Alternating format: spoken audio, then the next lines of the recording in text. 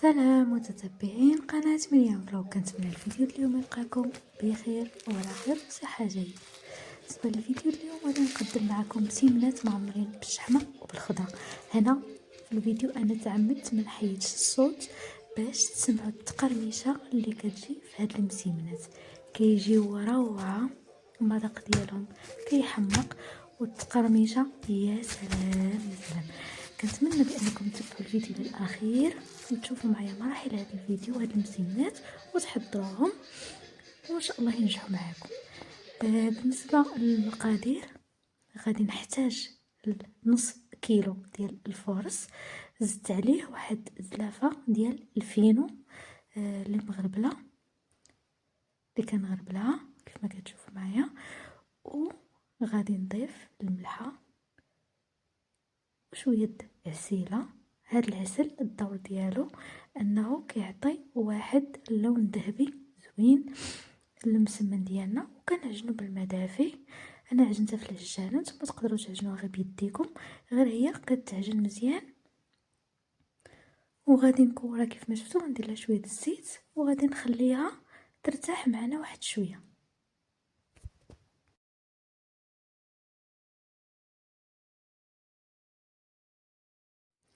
ومن بعد ما كترتاح لينا العجينه كنكوروها كويرات صغارين. بالنسبه للكويرات نتوما كتحكموا فيهم على حسب المسمنات ديالكم والرغيفات، واش بغيتيهم يجيوكم كبارين ولا بغيتوهم يجيوكم صغارين. هنا انا درتهم متوسطين الحجم، نتوما تقدروا تلعبوا بهم كيف ما بغيتوا، تقدروا ديروهم كبارين او صغارين. كورتهم ودرتهم في واحد الصينيه وخليتهم يطلقوا، وفي هذا الاثناء غادي ندوزو نديرو الحشوه ديالنا. بالنسبه للحشوه انا غادي نعطيكم المقادير وفي نفس الوقت غادي نوجدها معكم. غادي ناخذ واحد مقيله نديرو فيها شويه ديال الزيت وغادي نحمرو فيها البصيله ديالنا. درت انا 2 بصيلات قطعتهم مكعبات وكندير شويه د المليحه وكنخليو هاد البصيله ديالنا كتدبل. من بعد ما غادي تدبل غادي نضيفوا لها الفلفله الوان، وهذا كيبقى اختياري، تقدروا تضيفوها اولا تقدروا ديروا غير البصله والشحمه، كيبقى اختياري. ولكن انا حبيت انني ندخل معها شويه الخضيره باش نزيد نعطيها نغنيها وتجي زوينه ومختلفه على الرغيفات الشحمه اللي كنديروا ديما. انا ضفت الفلفله خضراء والفلفله صفراء وغادي نخلي هاد المكونات يطيحوا مع بعضياتهم مزيان. بالنسبه للحشوه ديالي كيف ما غادي تشوفوا انا الهدف ديالي انها تكون دابله، ما تبقاش مقرمشه ديك الخضيره، ولا انا كنعرفوا شي حشوات اخرين كيحتاجوا انهم ما يطيبوش مزيان، يبقاو مقرمشين فاش كيدخلوا الفران كيزيدوا يطيبوا. ولكن بالنسبه للمسيمنات حيت غادي نورقوهم فلا بد انها الخضيره ديالنا تطيح مزيان. انا كنغطي عليها باش الصهد ديالها كيرجع عليها ودغيا كتدبل لينا. من بعد ما دبالت لينا الخضيره كنضيفوا ديك الشحمه مقطعه مكعبات صغيره، وكنديروا الثومه، الابزار، الكمون، الهريسه، التحميره. انا اكتفيت بهاد العطريه باش الحشوه ديالي تجي كتحسي بها كتعرفي شنو واكله، لان حتى العطريه الى كثرنا بزاف ديال المكونات فالمذاق كيتلف. حتى الاخير ضفت القزبر ومعدنوس، وكنعرفوا ان هاد الحشوه كتبغي القزبر والمعدنوس، وكنخلي هذوك المكونات يندمجوا مع بعضياتهم واحد شويه، داك الشحيمه تذوب لي واحد شويه كيف ما غتشوفوا معايا. من بعد كنضيفوا الزيتون الاسود اللي مقطع طريفات صغارين، وهذا كيعطي للحشوه واحد المذاق رائع.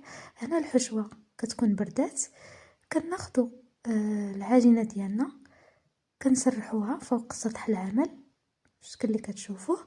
انا هنا غادي نقترح عليكم 3 الاشكال مسيمنات، 2 اشكال ديال المسمن الرغايف وشكل ديال الملوي. نتوما تقدروا تشكلوها بالطريقه اللي بغيتو. المهم انا كنحاول ما امكنني انني نعطيكم افكار، وانتوما تقدروا ديروا اللي بغيتو او تقدروا تنوعوا يعني من حشوة واحدة وعجين واحد ديروا تشكيلات متنوعة.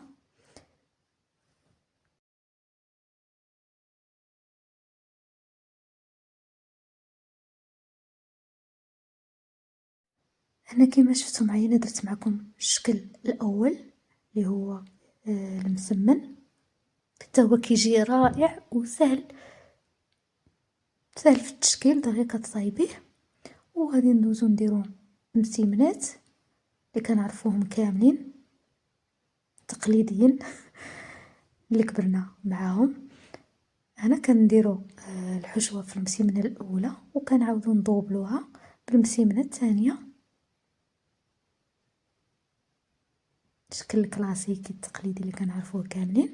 وغادي نوريكم واحد الطريقه سهله الرغايف، بحيث انكم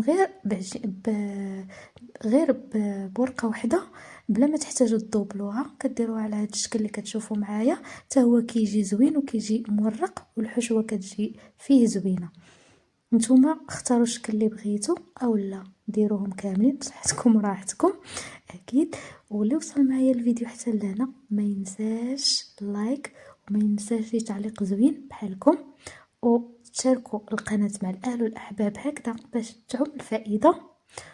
وانا غادي نستمر معكم على هذه الطريقه حتى كنكمل الحشوه ديالي بهاد التشكيله ديال المسمن والملوي اللي درت.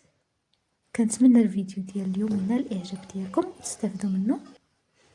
من بعد ما صايبتهم كاملين كناخذ واحد المقيله كنديروا فيها شويه ديال الزيت وكنطيبوا فيها المسيمنات ديالنا، هي كطيب وحنا كندوروها هكذا باش كتورق لينا المسمنه، وكنقلبوها كل مره. هذا هو السر ديال المسمن باش كيجي مورق. وحنا كنعرفوا بان المسمن اللي كيكون عامر راه ماشي كتورق لينا شي توراق شويه، ولكن كوميم كيجي مورق ومقرمش.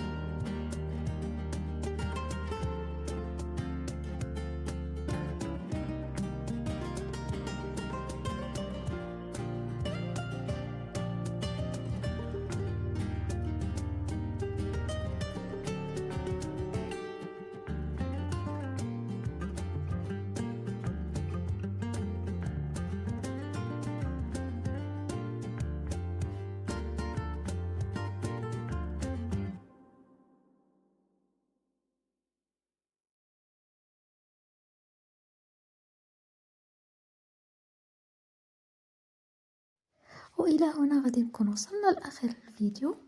كنتمنى بان الفيديو اليوم يكون نال الاعجاب ديالكم. كما كنقول لكم ديما ما تنساوش اللايك والاشتراك في القناه اللي مازال ما اشتركش، وتخليو لي تعليق محفزه، وتشاركوا القناه ديالي مع الاهل والاحباب، وتكثروا البنات لي لايك باش الفيديو يوصل لاكبر عدد من المشاهدين ان شاء الله. والى فيديو قادم ان شاء الله، الى اللقاء.